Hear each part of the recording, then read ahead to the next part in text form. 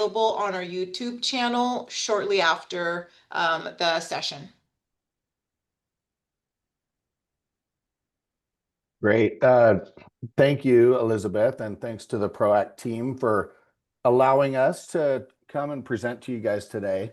I guess you guys have just started doing these kind of on the regular. We're the featured supplier of the month for Baby Leaf, and so thank you guys for that. And yeah, happy that we get a chance to talk to you guys today. A lot of you have probably been on a tour of the Taylor Farms operations, and so some of you may have seen some of this before, but if you haven't had a chance to come and tour with us and hear our story and see our plant and things like that, I'd like to extend the invitation. We love to show it off, and it doesn't show quite as well sometimes on a computer screen.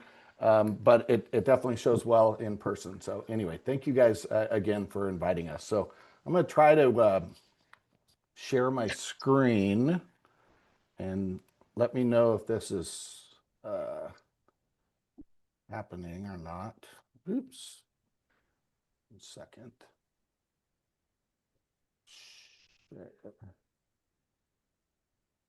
You got this, Horton. Yeah, exactly. I know. Screen 1. Share. There goes all our testing and trials beforehand, huh? Yeah, right. Are you guys Yeah, seeing we are. this? Yes. Okay, great. Looking good. All right, yeah. So I know quite a few of you. Some of you I may not have met. Scott Horton, I'm the VP of Food Service Sales for Taylor, California. Some of you may know him, and some of you may not have met him yet. But we have Sergio Noriega. He is the director of our outside sales team, and obviously I'm here in California. Daisy and Chuck handle your account on the day-to-day from here, and then Sergio and his team they actually do a lot more of the face-to-face type of sales activity that we would typically see. So if you're having a food show, or you have a need for like a sales training at your distribution center with your sales group, Sergio and his team would be the folks typically we would dispatch that would go out and meet with you and do those things. Additionally, if there's a really important customer in your particular market area or something like that, and you're really trying to break in with them, bringing Alex, he's living in a jungle. bringing Sergio and or possibly Sophie or someone from his team, that's a good resource for you. I just want to offer that up. I know in the past, PROACT as a whole and the membership have not necessarily taken advantage of that, but want to make sure that you guys know that is available. Run it through your respective PROACT team member and put the request in if you do see a need, and then we'll go ahead and see if that's something that we can accommodate. So, and you'll hear more from Sergio in just a little bit. So, yeah, just wanted to start off real quick. Just a brief history of Taylor Farms, just kind of going back to the beginning.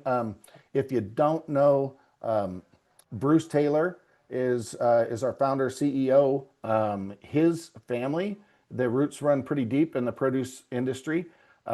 Bruce Church was his grandfather, and in the 1930s, the Bruce Church Company was one of those original companies that was packing iceberg lettuce, in rail cars and filling it full of ice to head east, and that's how iceberg, got its name. But there's really, if you look at the history of the Salinas Valley, there's about 4 or 5 companies that kind of the last names resonate. They're kind of the founders of produce out here on the West Coast, and Bruce's grandfather was one of those. Bruce Church, the Bruce Church Company, when Bruce Taylor graduated from college, he went to work for his grandfather's company, and he actually had a great idea of packing bag salads. So This is back in the day when they would take a shred lettuce, put it in a bag, and put a twist tie on the top of it and sell it in that form to the food service industry. Obviously, we've come a long way since then. But Bruce was credited with inventing the bag salad industry, really.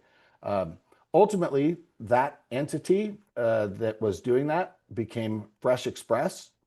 Most people are familiar with Fresh Express from the retail side of the industry. They've seen the logo on the retail shelf. And so Bruce was working there for quite a period of time. And as often happens with multi-generational families, I know a lot of the PROACT membership can attest to this. A lot of you have multi-generational families that are part of your fabric as well. There was a difference of opinion around how that company was going to proceed. And our boss, Bruce Taylor, kind of found himself on the losing end of that argument. So in 1994, Bruce Taylor was out of a job. So he laid back and kind of thought about what was the next step for him. And he realized at the time that the food service industry was kind of, I hate to say it, but it was really the last dog at the bowl. When product got tight, retail got covered, food service got kicked out. And he kind of felt like if there was a company that he could create that focused on the food service side of the industry and covered them even in the tight markets, that he might have something. So he created our company, Taylor Farms. That was in 1995. And our first Taylor Farms location was actually in South Bay, Florida. And then our second operation was here in Salinas, California. So that's and then since then we've grown quite a bit, and you'll hear more about that in a second. But yeah, that's kind of our background and our roots and kind of how we came to be. This is our mission statement. It's pretty generic. We want to sell a lot of stuff to everyone. But yeah, that's our mission statement. It's not super wordy, but it kind of gets to the point. So this kind of shares, I'm not going to read these slides to you because nobody wants to hear me drone on and on. But I do like some of the graphics on the right-hand side of this slide. One of the things that we point out, 1 in 3 salads consumed in the United States is produced, 1 in 3 value-added salads consumed in the United States is produced by a Taylor Farms company. Just recently, we did an analysis, and it actually turns out to be 2 out of 5 salads. It's grown since we created this. So it's actually a little more. It's almost 40% of the total value-added salad industry is made by a Taylor Farms company. So we sell a lot of salads. I mentioned in 95 we had those 2 facilities, really the Florida facility and the California facility. And since then, we're celebrating our 30th year in business now. We have 22 processing locations in 15 states across North America. We did expand from our early roots of being 100% food service. We've expanded into other segments of the produce industry, the retail category. We still obviously have a big presence in food service, and then the deli or prepared foods category. So all 3 of those together, that represents about a little over $7 billion in revenue each year. We've started expanding overseas. We've always had a presence in Australia, New Zealand, and China. So we still have those food service operations. That was through a very early acquisition in our company history. We've expanded in Germany, Italy, and Spain. So we've started expanding overseas, and that is really kind of a new untapped market for it, if you will. They represent about $3 billion in revenue for us over there. So we're we're just shy of $11 billion if you look at what we sell internationally. So yeah, that's a little bit about us. And then we've invested in other complementary businesses. I don't know, Taylor Farms sometimes can be hard to understand, and we do our best to try to explain it. But through some acquisitions and becoming a little more vertically integrated, we've acquired some different folks that are complementary to our business here. So in 2018, I don't know if you guys know this. I think everyone does. We acquired Earthbound Farms, or I'm sorry, 2019 we acquired Earthbound Farms. As part of that acquisition, they had a group called Mission Ranches. Mission Ranches was a very large grower, primarily of baby leaf items in the Salinas Valley. So we acquired them as well. Through that acquisition, we actually became, we now farm 25% of our total acreage that we use every week. We used to be 100% contracted with outside farmers. We still do that, but 25% of our total acreage each week we actually farm ourselves. A couple of these other companies, Latitude 36, they make the master packs that you see in our retail salads. They're the ones that do like the little dressings and the croutons and the little pepitas, if you will, that might be in that master pack of a retail salad. We own half of that company.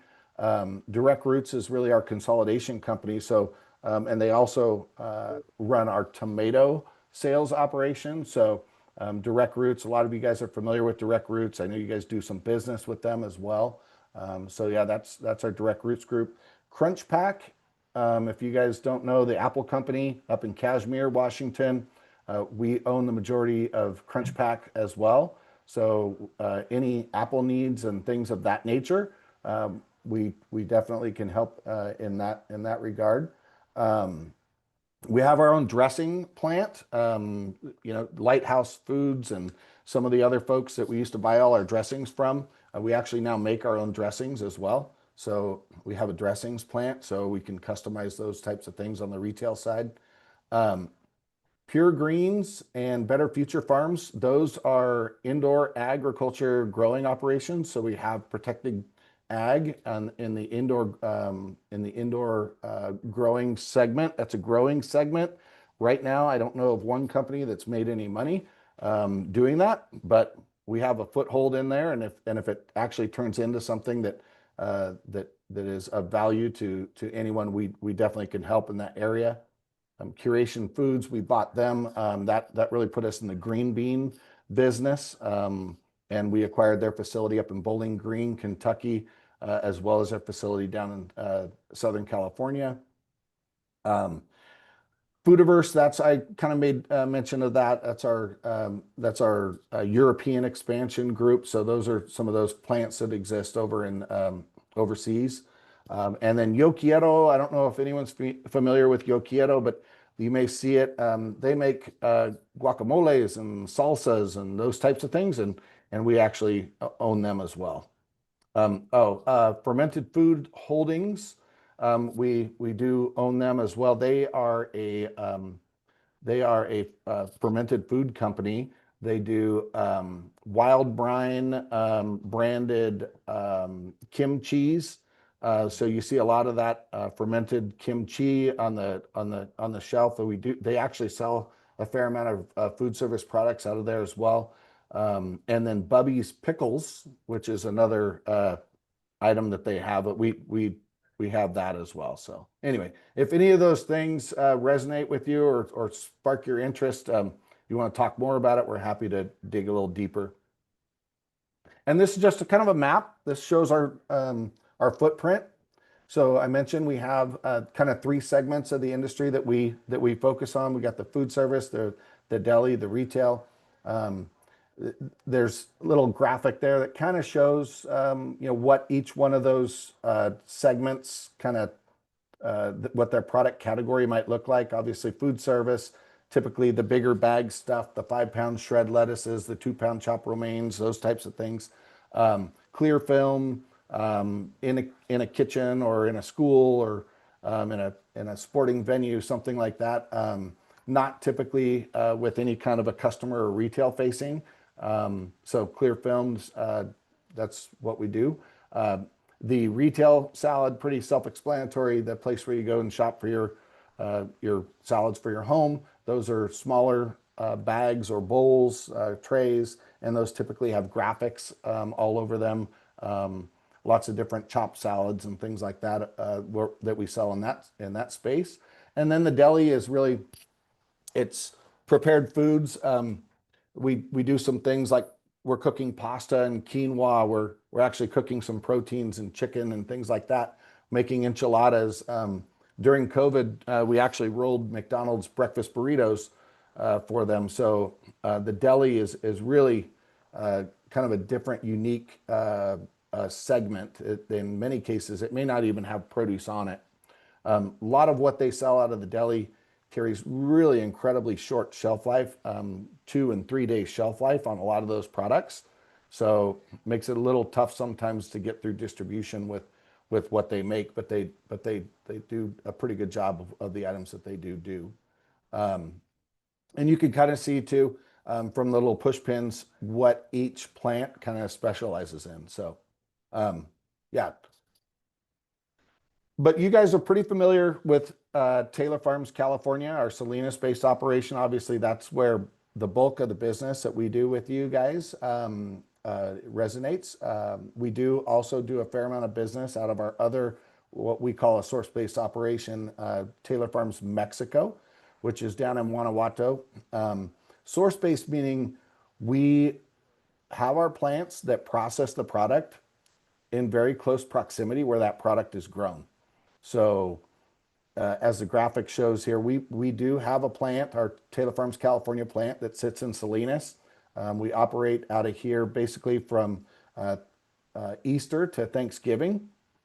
And then that's when those crops are being grown right here in Salinas. And then when the crops move and we grow those crops down in Yuma, Arizona, we actually have our facility sitting down there. It's just a shell of a building right now waiting for us to get there. But we will move all the equipment and we'll start operating out of Yuma, Arizona, Thanksgiving to Easter. So there's some little fun facts there. It talks about what that is all about.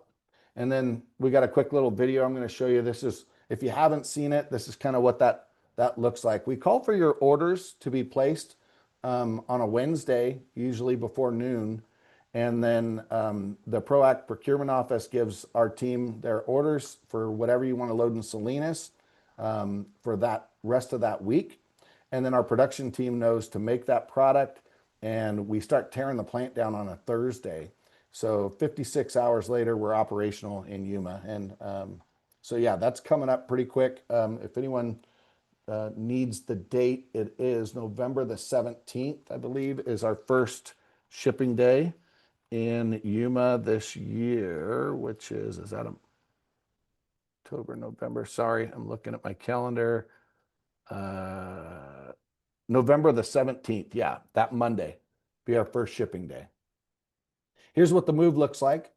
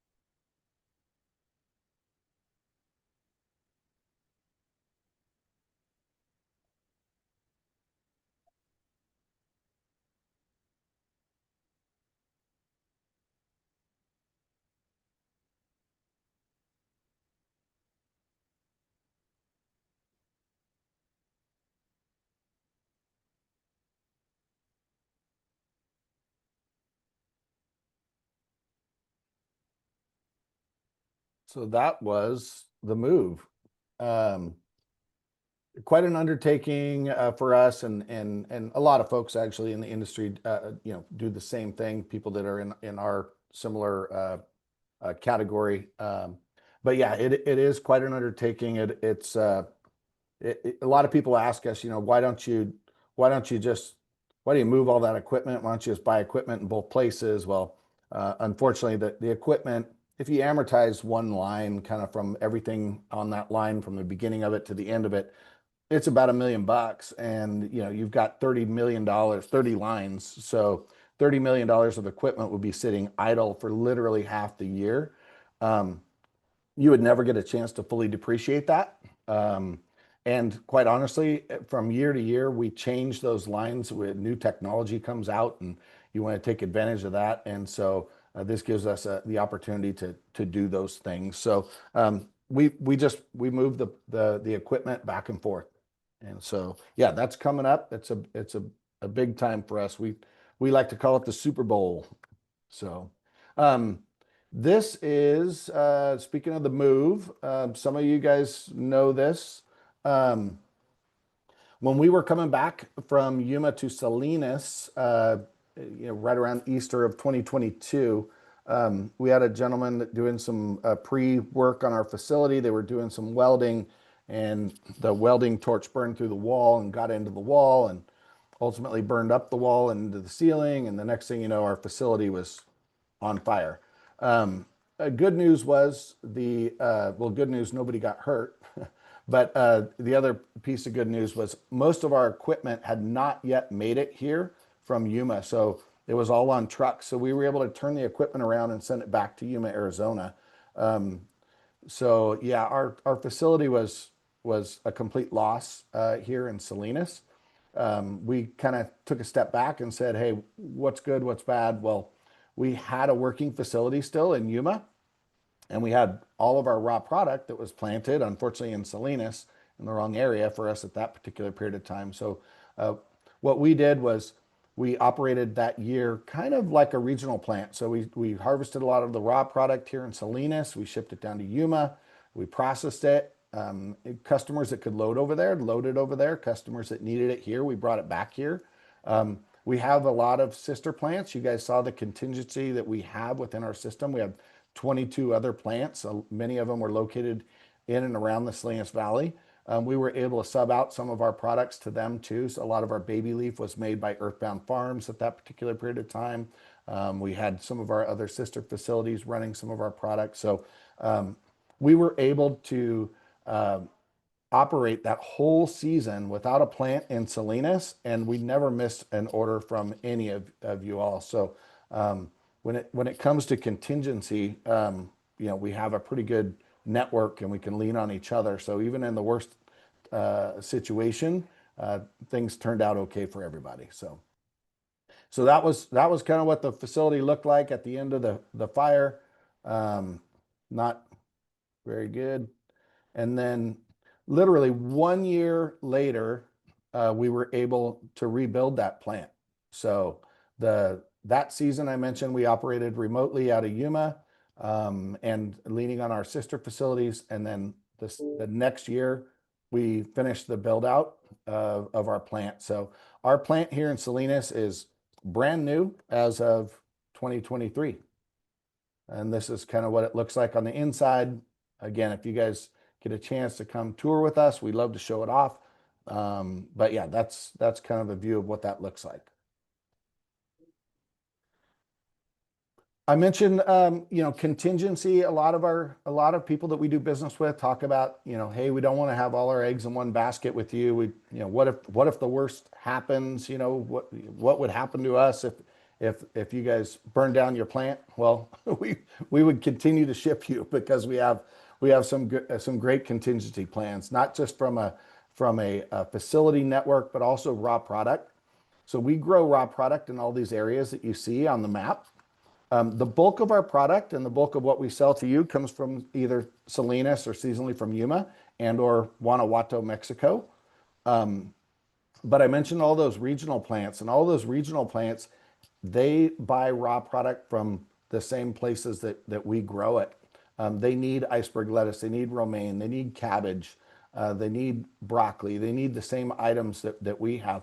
And we grow in all these other areas. So if the Salinas Valley is challenged with raw product, then oftentimes we'll tell our regional plants, hey, you need to get more of your product from Central Colorado or from Florida or from Michigan, wherever that might be. And when they move their volume elsewhere, that creates more raw product availability for us to service you guys with your orders. So, leaning on our network, if you will, is really a benefit for us, we feel, and ultimately for you as well. And if that's something that Taylor Farms can do, I if you're a one-trick pony and you got a plant in Salinas and that's all you have, coming up with lettuce in Florida doesn't really help you. It helps us, but it doesn't help someone who may just have one plant in Salinas. So food service, there's a lot going on here in California. Tariffs, ICE raids, things like that. I know that's been top of mind for a lot of folks. I'm going to show you just a quick little video, and then I'll expand upon it in just a second. But this is going to show a little bit about some of our, we have a lot of labor. Labor's very is scarce. It's hard to come by. The average age of the plant worker in our processing plants is 43. The average age of the worker in the field is 48. So this is an aging workforce. It's not a job, if you've ever seen it. It's not a job that young people really want to do. People that are doing that job today, they want something better for their family and their kids. So they do that job, and their kids are getting educated, and their kids are taking other positions, not necessarily in the produce industry, and certainly not doing what their parents are doing. So the workforce gets more and more scarce, and that's always a challenge for us. We have every plant. We have we give them the option, if they will, to unionize. It's not something we mandate, but if they want to, they can. Our California plant is unionized. We were mid-contract several years back, and the union decided they wanted a raise. Unfortunately, we were already in our contract, and we said, we're not going to give you a raise. We have a contract, and they walked out. And so that actually kind of was a red flag for us about, being super reliant upon the labor force, and they kind of had us at the time. So Bruce Taylor decided to embark down a path of automation to reduce our dependency on labor, not just in the plant, but in the field. So you'll see some of the things that we're doing here in this video. Sorry, there's no sound with this. So this is our automated broccoli harvester. We have automation in our romaine. We cut our romaine with a water knife. If you've ever seen that, it's pretty cool. Cabbage harvester.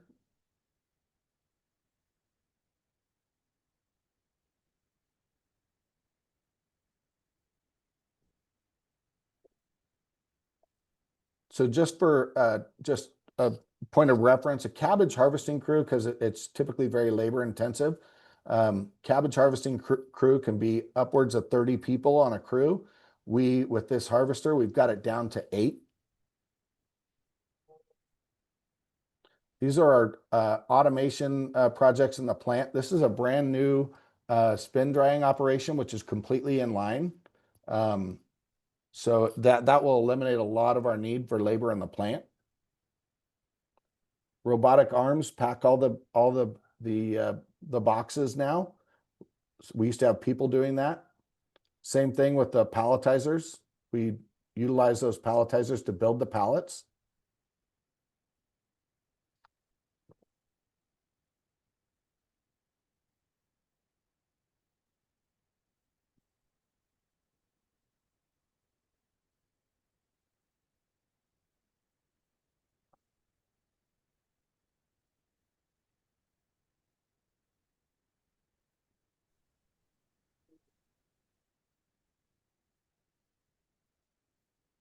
So yeah, that's kind of what that looks like inside the plant. So again, labor being very challenging. And then speaking of labor, you know, we rely heavily on the H-2A labor here in California, and that's it's not a path to citizenship. It's a government sponsored guest worker program. It's the equivalent of like a TSA fast pass at the airport.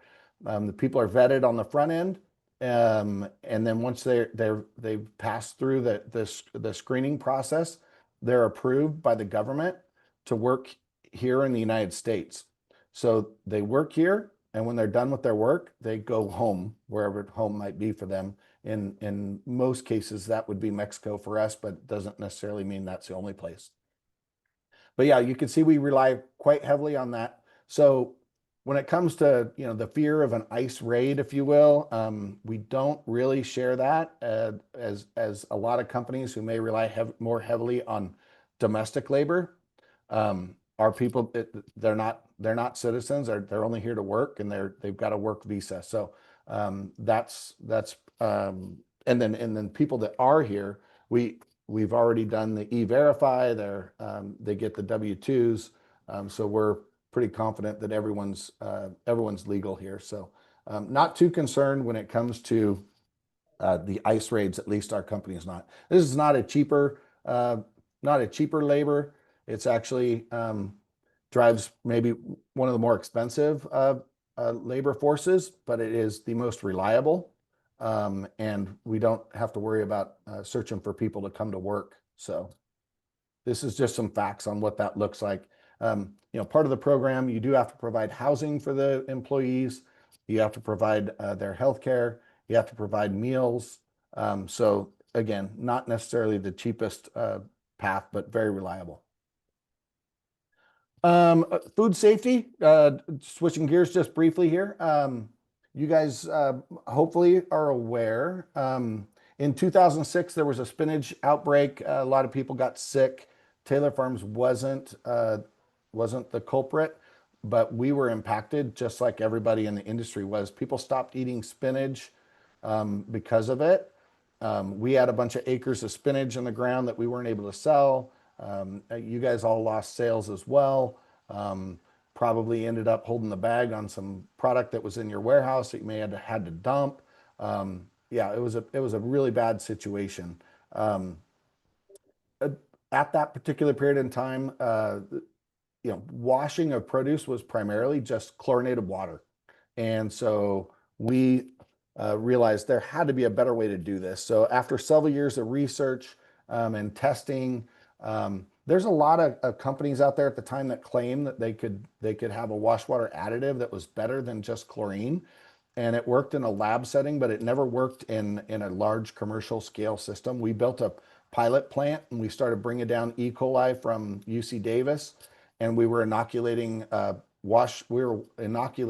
product that was on our wash lines with higher levels of E. coli, just to see how effective our wash lines were. And so we were able to finally, this product was originally called T128 because there was 128 versions of this that were built, but ultimately it became Smart Wash, and we use it today. It works at a pH level. It's only 2 ingredients. If you've ever had a soda and French fries, you've had everything in Smart Wash. It's 2 ingredients, very simple. It's GRAS technology, generally recognized as safe. We don't use it as an ingredient. We use it as a wash water additive. It is in our wash water flumes, and it operates at a pH level, and it gives us confidence that if anything were a pathogen, a gram-negative pathogen, the bad ones breaks off in the wash water, this product will take care of it. So there's a whole nother breakthrough that has come out with Smart Wash. It's called Smart Wash Boost. I'll show you a quick video.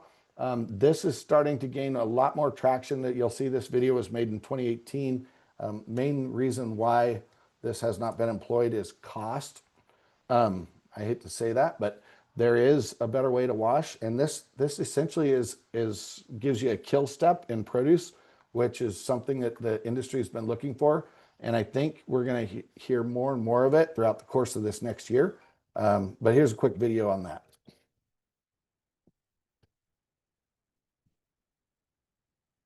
Oop. Sorry. There we go.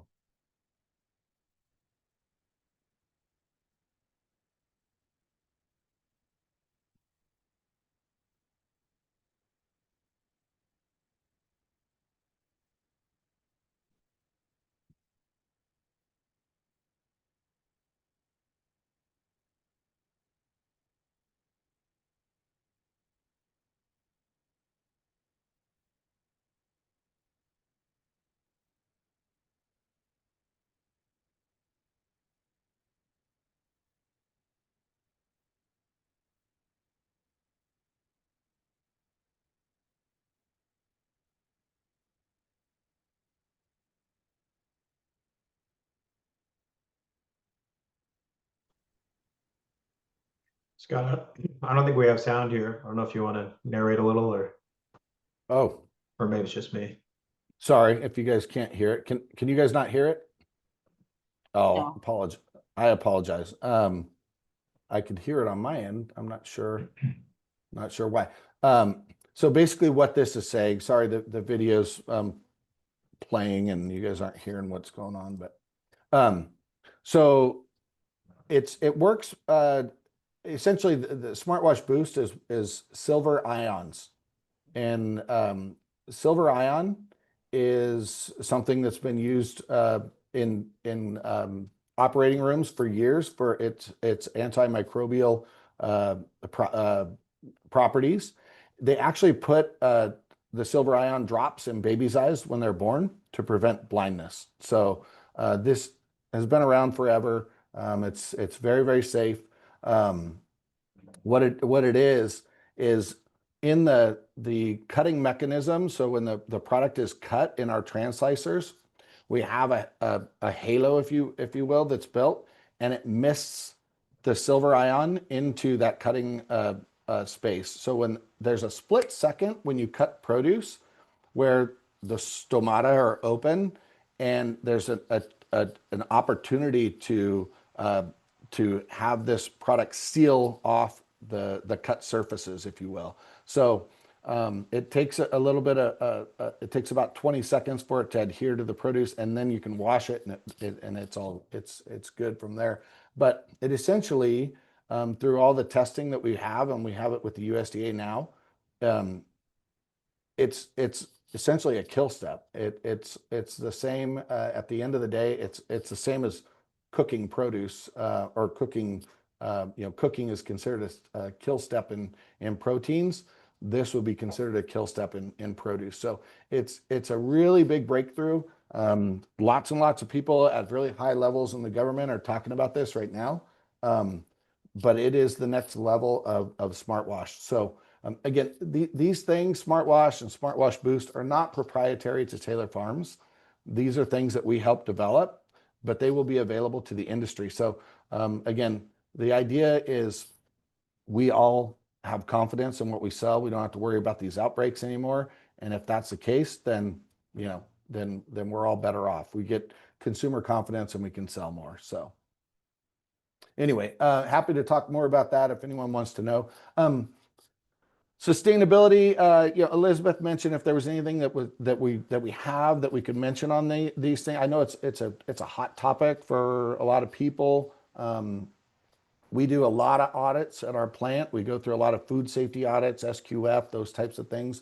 The next thing coming down the pike, which I hate to say it, but we're going to have social accountability audits. We're going to have audits on your impact to the environment. There's a lot of other things that are coming down, unfortunately, but we're trying to stay ahead of all that. We come out with our sustainability report. It's quite an undertaking to put it together. We come out with that about every couple of years. We just came out with our new impact report. So if you guys, can you see the screen here? Yeah. So this is our website. This is Taylor Farms Food Service website. There is a link here that says our impact up on the right corner. If you click on that, if anyone wants to see this, and then you scroll down, this is the impact report. So you can hit the read now.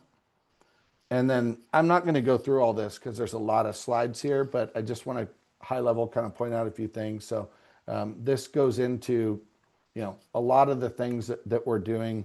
You can see these are some of the things that we're working on from a packaging perspective, that are all very positive for the environment, reducing you know, our footprint, if you will. Compostable trays, lidding stock. Talks about our energy management, greenhouse gas emissions, some of the solar and the wind turbines that we have that are part of our program, the energy that we generate for ourselves, our water management, water conservation, if you will, what we do for the soil health, and there's a lot of statistics here too. You can see, and again, not going to go through all this because it's a lot, but if you need to go through any of this, if you need any of this stuff, it's available. It's on the web. It's on the web page. And if anyone really wants to see it, I can send it over to you know, Elizabeth, and she and her team can distribute it as well. So anyway, these are just things. Again, I know it's important in the industry. It's becoming, like I said, audits are starting to be talked about in these particular areas. So I think it'd be good at some point. You're gonna want this information, and we have it for you. So, and I think at this point, I'm gonna hand over the mic to Sergio, and I think Sergio's gonna talk to you guys about a little more about our products. Serge, can you control this, or do you need me to? Think you're gonna have to, yeah, you'll have to go forward there. So, thanks, Okay. Scott. As Scott said, I'm Sergio Noriega on our outside sales team for Taylor. I know some of you have met before, and a lot I have not, but hopefully over the coming months and years here, we will.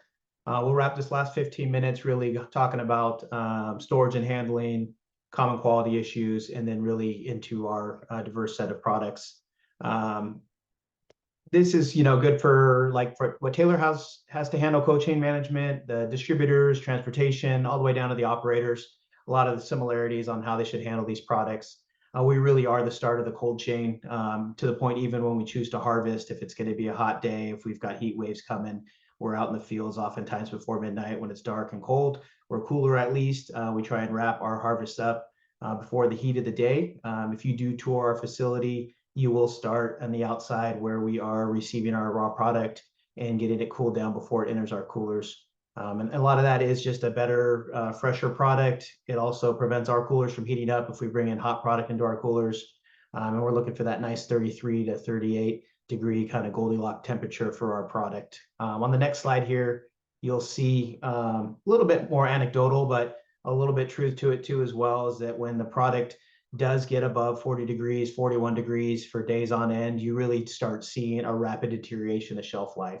So that's in the Taylor Farms cooler, that's in the trucks, that's transportation to the end user, and that's certainly their cooler too as well.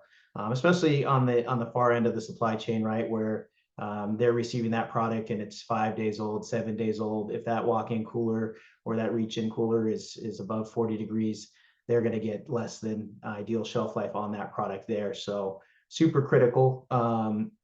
And to the point too, if we don't slow down that cooling, if we don't slow down that product's breathe rate, it will heat back up again and then get well above 40 degrees. So items like broccoli sometimes seem to generate their own heat.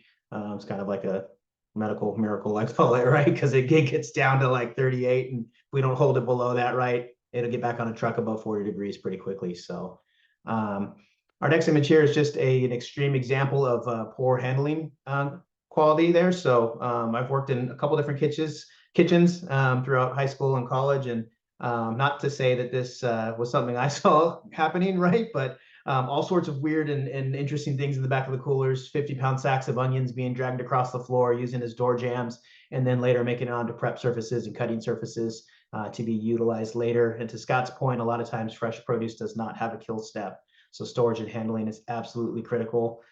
This just kind of shows exactly what operators are doing.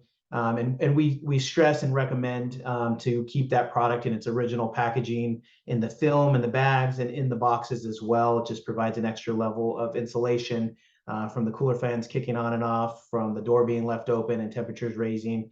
And it really just helps keep that temperature flow nice and steady for that product. So if you have an operator that is dumping out all the product into Cambros or storage containers, if they're not able to get through that within a shift, 2 to 4 hours, and certainly within the day, that is a poor best practice. And that will actually have some rapid shelf life deterioration and affect the quality of the product. So you really want to, when you take it out of that bag, you want to use it in 2 to 4 hours, ideally, and certainly by the end of the day.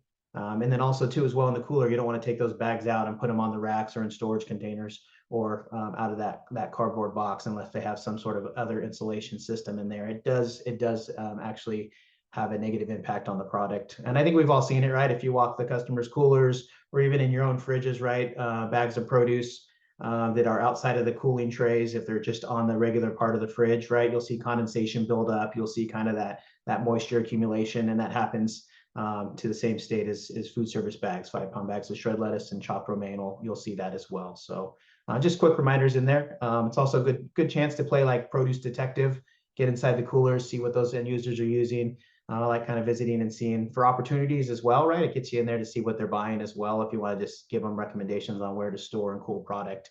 And this is really one of the main reasons why we want it to stay in that film. It's all customized nowadays. You can see the different perforation or breathe rates on some of our film items like spring mix and cilantro. You can physically see the holes. Spinach, items like shred cabbage and chopped romaine don't want as much oxygen. So we have layers of film and micro perforation done with lasers where it is breathing, but you just can't see the O2 coming in, the CO2 coming out. And that's why we want that. We've got this perfect microclimate scientists involved in figuring out what breathes best in what bags. And there's a lot of research that goes into that. So best experience is leaving it in that bag and box there. It also does kind of determine what we can pack in different items. If there's a big difference in what like spinach wants to breathe versus chopped romaine, that's why you're not going to see the two typically in a blend, or if you do, it just won't hold up well. So some of the science behind what we can get to last in a film also determines like the custom blends and things that we can develop as a company as well. On the next slide, we kind of get into some of the things I like to talk about when I'm on the road or working with salespeople or visiting with customers too as well. It's just what comes up. And usually it's hard to remember all the like features and advantages and benefits, right? So I just like to remember consistency, right? If you're thinking about Taylor Farms products or any value-added product for that matter, it's just consistent in its yields. Our products are 100% usable for the most part, right? So you get 12 pounds of broccoli florets, you're going to get 12 pounds of broccoli florets every time, versus like an Asian cut or commodity 18 count broccoli that yields different amounts. It's a fairly consistent price. I say that with just fairly because we do have market clauses and conditions where we do go up based on USDA market reports. But I will say we go up $2, $4, $6 a case, and not $20, $30, $40 a case. So relatively consistent. And then consistent quality. We cut it, we pack it, and it's the same cut size, it's the same performance, it's the same quality every time. So it's consistent yield, it's consistent quality, and consistent pricing, with a little bit of an asterisk on that last one there. But those are the ones I like to focus on. You can hit play. I think it'll stay mute anyways. And I think it's important, right? I know value added's been increasing in demand. We talked about our labor situation earlier, right? And it's the same for operators and end users. You know, it could be in a big city population area where minimum wage rates are extremely high. So it's expensive to have someone peel down heads of lettuce and wash it and trim it. It could be in less populated areas where the labor supply just doesn't really exist, right? So it's like, can I get someone into my kitchen? And if I can find someone, what kind of quality of job are they going to do?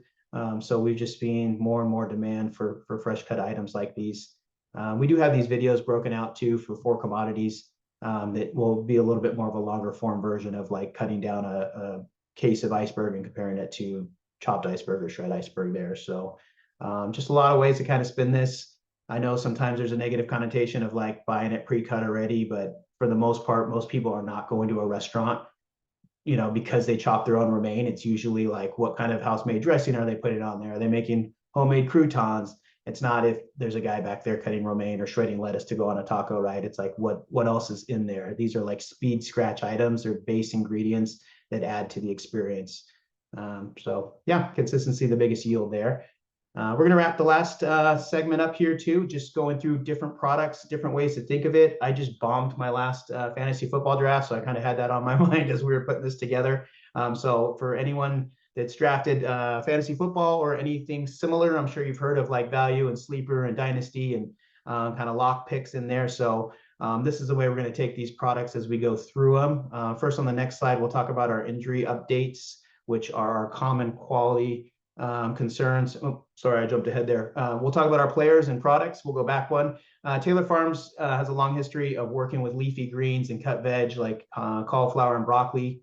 Over the last 5 years, our product mix is greatly expanded. There's a lot of items that we do in California that not a lot of people kind of fly under the radar, don't know about. So sliced and diced tomatoes. We're working a lot with celery, carrots, and onions. We've gotten into other veg items as well. So a lot of times if that truck isn't full, I know you maximize it as much as you can, but if there's LTL items or regional or local items that can be done in California to help fill that truck and maximize freight, certainly talk to your ProAct merchandiser or our ProAct team too as well, that can help kind of see what else could be added to that truck. There's just items that kind of fly under the radar there. So these are our players. These are what we're going to be pulling from our draft here. We'll get you your injury updates on your next slide here. These are our common quality issues that you do see with lettuce and other items. Temp abuse being a big one, right? Whether it's us not cooling the product down or the trucks, just causes a quicker, rapid breakdown in quality. And you usually kind of get like that soggy or translucent look. Very relevant right now is tip burn. We went through some heat wave here in the valley, and you will see kind of like that burning yellow discoloration on the edges of the leaves. Kind of more of a cosmetic thing in my mind. It can cause a little breakdown early, but more of a cosmetic issue there. And then we have other things like pinking that you see quite a bit on iceberg, and that's just too much oxygen in there. It's kind of breaking down really early. And then other common things like mechanical damage, which when romaine has a darker leaf structure, if we're not getting a lot of romaine heart material inside there, that darker outer leaf of romaine just gets nicked up and shows that damage a lot sooner. I will say, you know, a lot of times we get calls or I'll talk to end users and it's a couple leaves in a bag. And I know sometimes you're looking at this window of product and it looks great. And then there's just one dark piece and you want to kind of ask for credit on the whole thing as an end user, or they want, you know, they want more information. And there is a 2% maximum per defect. And then they do all kind of add up and accumulate to about 10% total. So if all 6 of these items were over 2% in one case or in one bag, that would be something that's credible. But it is a conversation. There are going to be sometimes some issues in there, and 2% is quite a bit. It actually adds up to like, you know, a handful of product. I like to say we're kind of victim of our own success on this, that we do a good enough job throughout most of the year where there's not issues. So when they do see a core or a couple pieces of quality like decay or mechanical damage, it kind of draws alarm and they ask for credits there. But that's our injury updates and common quality issues to avoid here. We're going to go with our locks, our can't miss pick, right? You're in the middle of the first round.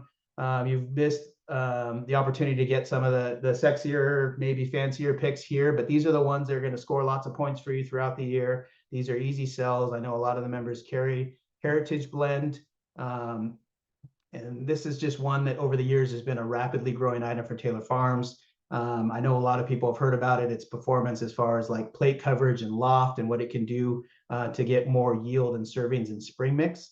Other suppliers offer something similar as well. So you're probably kind of familiar with Arcadian or Tuscan or Nordic Blend even. These are all kind of like sister products, very similar.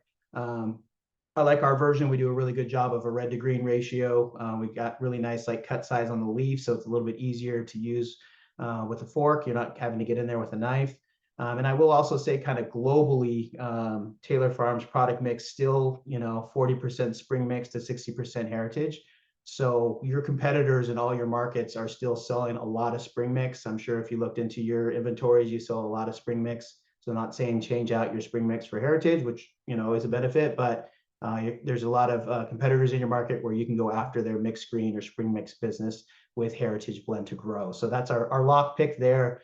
I threw cauliflower and cabbage on here. Nothing crazy and new about those, right? Florets and shred and diced cabbage, but I will say we've seen demand increase on these. I think it's having to do with menu trends and GLP-1 and kind of Asian cuisine and North African cuisine getting more and more popular, more veg dishes and side veg dishes appearing. So we've just seen a lot of demand on those. And I like them because virtually everyone stocks them. So it's very easy to gain incremental sales. It's not a new item. It's not guessing inventories. It's there already to gain sales. So don't be afraid to talk cabbage and cauliflower because it does come up a lot on the road when I travel. People are kind of in tune to serving more dishes with those. Let's go to our next one here. These are our value picks. You can hit play too on that one. It'll stay on mute, I think. So I call these value picks because they're very, very low cost items. Baby spinach, clip spinach. You're talking like, I think it's less than 10 cents a serving for a little side salad. So a nice entree side salad of spinach. You're spending less than 50 cents to put that on a plate as far as the operator goes. And then arugula as well, just very low cost, but high profit potential. If you think about like what you pay for a salad that's got spinach or arugula on it versus like an iceberg salad with ranch, it's oftentimes, you know, 30–50% more, and the cost isn't really that much more. So that's just that much more profit for our operator there. So our value picks there. So don't sleep on spinach. Arugula has been actually trending very heavily. Our crop right now has got a nice peppery flavor to it. Packs a little bit of punch, which I like with the arugula. So that goes well on sandwiches and wraps, you know, beyond just salads as well. We'll segue into our sleeper picks here, right? The picks that everyone wants to get over the competition. People don't know about these picks, right? They want to know, how am I going to get an advantage over the folks that are just drafting off like what AI or magazine says, right? So a little bit under the radar items here. Our roasted veg blend. We came out with this, I think 9 months ago, maybe, Scott, almost a year or so. A lot of R&D behind this one. Broccoli, cauliflower florets, diced carrots, and sliced Brussels sprouts in there. Kind of perfect timing right now as we come up on fall menus. All these products were cut specifically to size so that they roast at roughly the same amount of time there. So the carrots aren't like a big coin cut. That diced carrot will actually cook more evenly that way. So roasted veg blend there, 4 or 5 pound case. Our power medley. This is just kind of like your power veg bowl, sautés well, can be a fresh slaw type blend as well. Proteins go really well on there, very hearty. Most of those ingredients hold up extremely well. And then kind of a under the radar item, heritage greens. This is just our green components from our heritage blend. I've sold this to schools before. They've taken romaine off the menu and put this one on there. It's great for salad bars, good for wraps and burgers as well. Just something a little bit different if you're looking to kind of differentiate what you offer there. So those are your unknown sleepers to help beat the competition there. We'll get into our rookies, right? Our unknowns, our new items, we'll call them, right? New items to Taylor Farms. Our Scarlet Heritage Blend is the one there on the left. So that's just Heritage Blend with red baby butter lettuce. Heritage Blend has been out long enough now where operators are starting to ask for something different, something new, some little twist on it. And that's our angle on that, is adding a different component in there. And it's got this like nice, rich, dark burgundy color to it. So really good plate presentation. So that's our Scarlet Heritage Blend. Perfect fit. I think a lot of people have maybe seen some information on. We offer it in a 4 2-pound bag and a 2 5-pound pack. This is like your perfect sandwich or burger fillet piece. It's kind of got those iceberg properties with no rib in the middle and that beautiful kind of green leaf kind of presentation coming out of the sandwich, that curl and kind of look to it. That 4 2-pound pack is really good for lowering the cost. And a lot of times you can just pour that out on the line and use it out of that bag rather than a big 2 5-pound pack. I also like that too as well, because you open 2 pounds and you use 2 pounds versus those 5-pound bags. If you guys are familiar with them, you open them, you got to get through all of it, and that's when some oxidation can occur there. And then our newest whole leaf item is romaine singles. Not real fancy film there yet on that one, but it's so new we didn't get good packaging on that, right? But it is virtually the same thing. It's a loose fill whole leaf romaine fillet. You get kind of the whole entire size profile of the product, from the outside green pieces to the inner heart pieces in the middle. So it's very versatile. You can chop it up, kind of make your own custom chopped romaine salad or Caesar salad, and use the bigger pieces for sandwich and fillets, or cut the whole thing up. So just kind of a different way to offer a whole leaf romaine pack, and then very cost advantageous as well. That runs through our automated line versus the hand pack 2 5-pound line there. So those are your rookies, your unknowns. Great items, perfect fit, Scarlet Heritage, and romaine singles. We'll call this flex appeal, something a little bit different, right? Your flex roster spot needs a little bit of risk and a little bit of differentiation. These are the items from our Taylor Farms regional facilities. These are the ones that Scott had on the map. A lot of times there's a food service facility attached to it that does deli as well. So Dallas, Tennessee, Maryland, Florida, and then we can cross dock from our Tracy facility in California as well. So these are your grab and go items. Lots of huge success here with schools. Some are very short shelf life items, like those meal replacement kits, like that chicken parm there in the middle, or they do enchiladas and tacos. But cut fruit, parfaits, snack trays, I think healthcare, stadium business, schools, convenience stores, small markets, like a lot of these do very well with those. We've got a huge lineup of half-cut, individually wrapped veg and fruit items as well. We're right into the school season. A lot of you guys I know are the DoD supplier for the state on these items. Some of you cut your own, I know, but there is opportunity on items to add to it. And these are all just incremental sales. Sometimes there's just a piece of lettuce on that sandwich that kind of qualifies as produce, but I think you guys are uniquely positioned to do well on these. You handle perishable items, short shelf life items, refrigerated items, and these fit right into that distribution model. So I know it's a little bit more complex and working with our regional facilities, but Scott and I, or Daisy and Chuck, can get you the right contacts or get you in the right direction to help get information on these products to you.